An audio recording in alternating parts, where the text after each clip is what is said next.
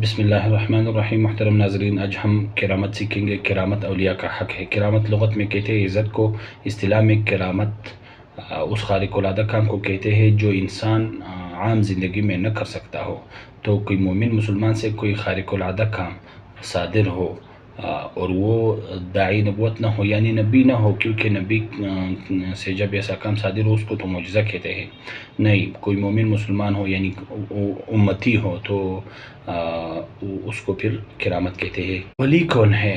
چار مذاہب اہل سنت والجماعت کے نزدیک ولی وہ ہے جو تقوادار ہو، پرہیزگار ہو اور اللہ کے حدود کی حفاظت کرنے والا ہو۔ اللہ کے حدود یہ ہے جو قرآن میں بتائے گئے، یعنی پورے قرآن پر اور پورے سنت پر عمل کرنے والا ہو تو پھر وہ ولی ہے۔ جیسا کہ قرآن میں اللہ تعالیٰ ولی کے بارے میں فرماتا ہے، الا ان اولیاء اللہ لا خوف علیہم ولا هم يحزنون الذین آمنوا وكانوا يتقون۔